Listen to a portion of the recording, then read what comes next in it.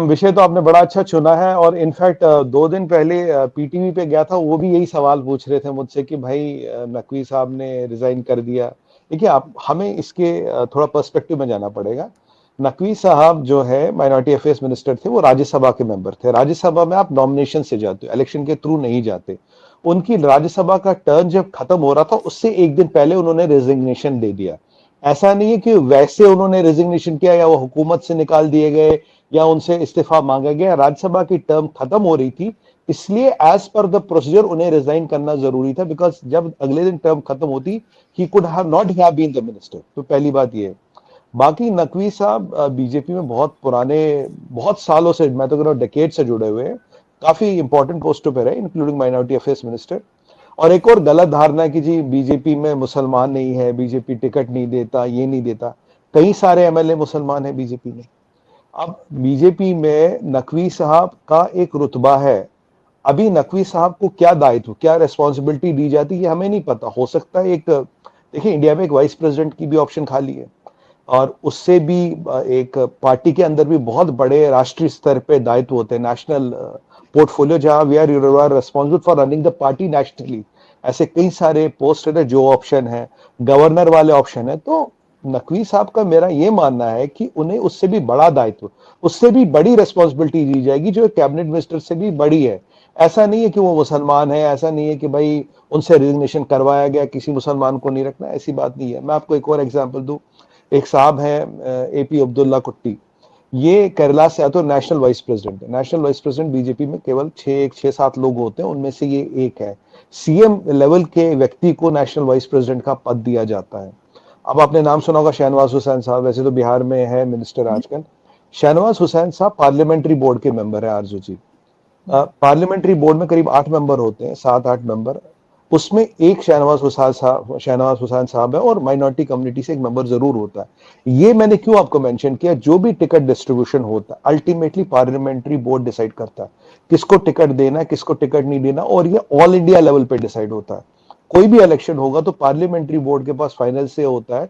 मान लीजिए 3 नाम है कि किसको टिकट देना है, किसको टिकट नहीं देना है। तो अगर वहां शहनवाज साहब बैठे हैं, कुट्टी जी की मैंने बताया, नकवी जी की मैंने आपको बताई, और एमएलए तो कई सारे हैं, और एमएलसीज का तो खैर हिसाब ही नहीं है कितने हैं। तो ये कहना एक बहुत गलत होगा कि भाई उनको निकाला गया, उनको इस्तीफा देने को मिला गया। सवाल ये होना चाहिए अब उन्हें दायित्व या अब उन्हें रेस्पॉन्सिबिलिटी क्या मिलती है। मेरा पर्सनल असेसमेंट है कि उन्हें इससे भी बड़ा दायित्व, इससे भी बड़ी रेस्पॉन्सिबिलिटी मिल रही है। जैसे अभी हज कमेटी के चेयरमैन है अब्दुल्ला कुट्टी साहब, तो अभी वो हज पे ही है जब एज वी टॉक। तो वो पूरे भारत का एक डेलीगेशन लेके, जितना भी कोऑर्डिनेशन है, मैनेजमेंट, और इस पोस्ट पे आपको एक कैबिनेट मिनिस्टर का जो स्टैचर होता है, जो जो जो पर्क्स होते, जो भी, हज कमेटी का chairman is equivalent to a cabinet minister. तो ये कहना कि भाई कोई मुसलमान नहीं है, कोई नहीं है। अब मैंने नकवी साहब की आपको बताई, अब्दुल्ला कुट्टी साहब की बात बताई, शहनवाज हुसैन जी की बात बताई, तो काफी इंपॉर्टेंट पोस्ट पे है। बाकी जहां तक टिकट डिस्ट्रीब्यूशन होता है, वो विनेबिलिटी पे होती है। लोग कहें, कई बार ये पूछते भाई मुसलमान को टिकट क्यों नहीं देते।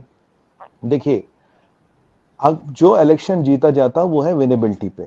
अगर आप ये हिंदू मुस्लिम करने लगे तो फिर हिंदू के लिए भी रिजर्वेशन होनी चाहिए, सिख के लिए भी, पारसी के लिए भी। फिर हिंदुओं में जाति, ब्राह्मण, क्षत्रिय, वैश्य, मतलब कई सारे कास्ट है। फिर वो बोलेंगे यार हमारा रिजर्वेशन क्यों नहीं। इसलिए इलेक्शन में जो टिकट दी जाती, जाति धर्म को लेकर नहीं दी जाती, is purely based on winnability. अब यहाँ एक और तर्क आता, लोग बोलते हैं कि मैं कहा ठीक है, आप for a second if I take कि बीजेपी टिकट नहीं देता। भाई अगर आपका ये कहना है कि बीजेपी टिकट इसलिए नहीं देता कि भाई वो मुसलमान है, आप केवल इसलिए इसको टिकट नहीं दे रहे। भाई अगर वो ऐसा मसला अर्जु जी, तो कांग्रेस भी तो टिकट देता है, समाजवादी देती है, बहुजन समाज पार्टी, वहां से जीत जाए। कोई टिकट ना दे, मान ले तो सब मिल गए जी, सब मोदी जी की पॉलिसी पे चल रहे, so called and just for a second quote unquote ticket नहीं दे रहे। आप इंडिपेंडेंट खड़े होकर भी तो जीत सकते हैं। अगर आप विनिंग कैंडिडेट है, आपको पार्टी की क्या जरूरत है। अगर आपका अपना वर्चस्व, आपकी अपनी जमीन है, पार्टी हो ना, आप तो तब भी जीत जाएंगे। दिक्कत क्या आपको। देखिए, आप कांग्रेस से ले लीजिए, आप समाजवादी से ले लीजिए, बहुजन समाजवादी से ले लीजिए, आप आम आदमी पार्टी से ले लीजिए, इतनी रीजनल पार्टी उनसे ले लीजिए, कोई टिकट नहीं देता जी, सबने बाइकआउट कर लिया। ऐसा होता नहीं है, बोला ऐसा तो कहीं नहीं होता। खैर, आप इंडिपेंडेंट भी तो खड़े हो सकते, आप इंडिपेंडेंट भी इलेक्शन जीत सकते। कितने इंडिपेंडेंट हमारे जीत के आते हैं। तो ये कहना टेक्निकली, प्रैक्टिकली और मैथमेटिकली गलत है कि केवल मुसलमान होने के कारण आपको टिकट नहीं मिलता है, केवल मुसलमान होने के कारण आपको रिजाइन करने को बोला गया है। ये बहुत गलत बात है। मैंने आपको ये 2-3 एग्जाम्पल इसलिए दिखाई, इन लोगों के नकवी साहब की बात करें, कुट्टी साहब की बात करें, शहनवाज साहब की बात करें, बहुत बड़े और इंपॉर्टेंट पोर्टफोलियो पार्टी लेवल पे दिए गए हैं, कंट्री के लेवल पे दिए गए हैं। अगर ये पॉलिसी होती, ये प्रोसीजर होता, तो ये इनको ये दायित्व, ये पोर्टफोलियो कभी दिए ही नहीं जाते। तो this itself negates the fact कि ऐसा कोई कारण नहीं है, ये बस एक धारणा बनाई जाएगी, बात की जाती है, मीडिया को टॉकिंग पॉइंट मिल जाता है।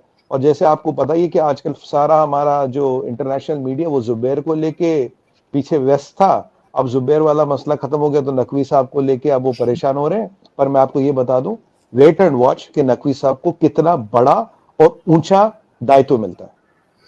मगर सुमित जी, ये पाकिस्तान की बात नहीं है, हमने तो खैर इतना डिस्कस नहीं किया है, ना ही हमारे चैनल्स पे इतना ज्यादा हुआ है, थोड़ा बहुत हुआ है।